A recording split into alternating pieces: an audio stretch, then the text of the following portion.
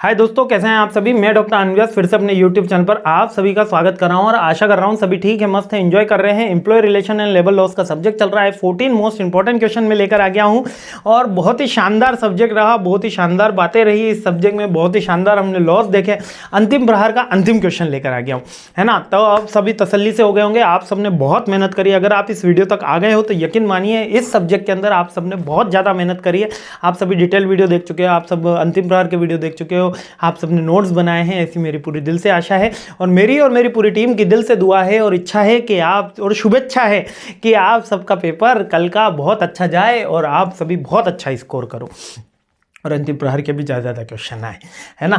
तो 14 क्वेश्चन देख लेते हैं। ग्रेवियंस, ग्रेवियंस क्या होता है? बेसिकली झगड़ा होता है, डिस्प्यूट को ग्रेवियंस बोलते हैं। तो बेसिकली ग्रेवियंस क्या होता है और इसको सेटलमेंट का प्रोसीजर क्या? ग्रेवियंस सेटलमेंट का प्रोसीजर 7 दिन, 45 दिन, 90 दिन माना जाता है। 7 दिन में इमीडिएट, 45 डेज में हेड और 90 डेज में ऑनर। ये इसका 7, 45, 90 याद रख लेना।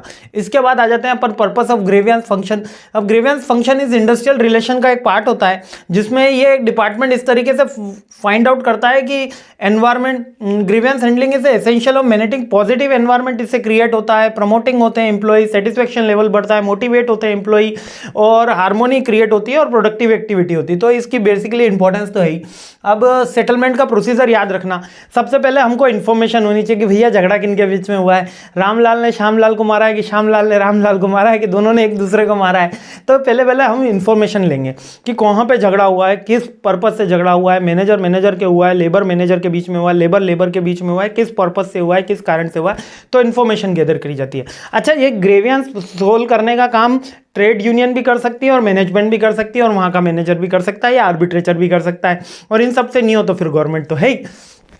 तो ये इनफॉर्मल रिजोल्यूशन किया जाता है, बात करी जाती है इनफॉर्मल चैनल से। अरे भाई झगड़ा हो गया, कोई बात नहीं, आपस में बात कर लो, हो जाता है गर्मा गर्मी। तो वो इनफॉर्मल चैनल हो गया। उसके बाद फॉर्मल ग्रीवियंस प्रोसीजर क्या होता है?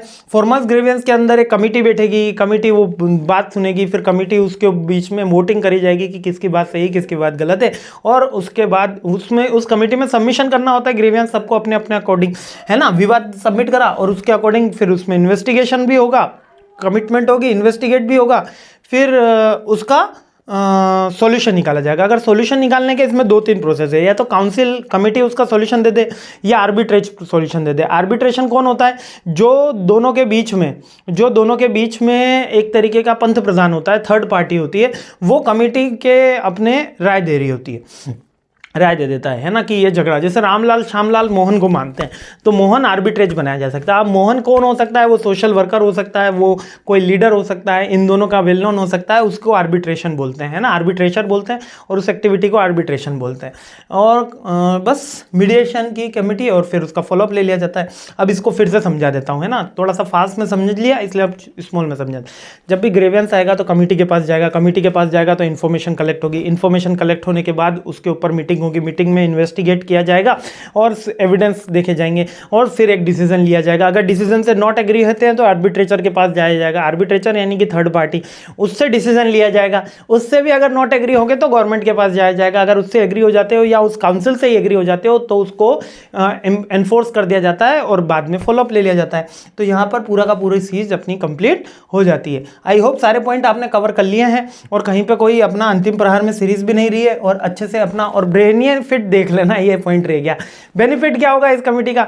वही एम्प्लॉय सेटिस्फेक्शन होगा, एम्प्लॉय बूस्टअप होगा, प्रोडक्टिविटी इंप्रूव होगी, और क्या कह सकते हो, एम्प्लॉय का मोरल बढ़ेगा, और ग्रेवियंस फास्ट सोल्व होंगे तो प्रोडक्टिविटी बढ़ेगी। यही सारे के सारे मैकेनिज्म, और सबकी बात सुनी जाएगी, और एस्केलेटिंग होंगे, लार्ज डिस्प्यूट बढ़ेंगे नहीं। यही है, कोई छोटे डिस्प्यूट में ही सारी बात कंप्लीट हो जाएगी, खत्म। इंडस्ट्रियल रिलेशन या एम्प्लॉय रिलेशन दोनों अपन ने देख लिया है। Employ relation and labour laws का सब्जेक्ट पूरा का पूरा निपट गया है। अंतिम प्रहार अपन ने देख लिया है, डिटेल वीडियो अपन ने देख लिए हैं, सारी की सारी चीज़ें कर ली हैं।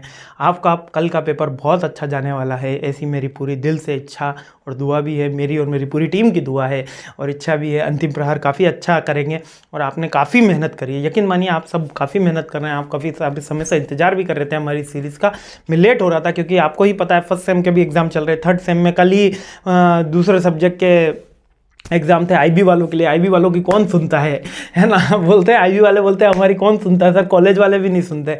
तो हम तो सबकी सुन रहे हैं, तो कोशिश चलेगी। चलिए अब एचआर के अगले सब्जेक्ट में पहुंचते हैं। और बुक्स भी अवेलेबल हैं, जिन्होंने बाय कर लिए धन्यवाद, जिन्होंने नहीं करी उनका भी धन्यवाद।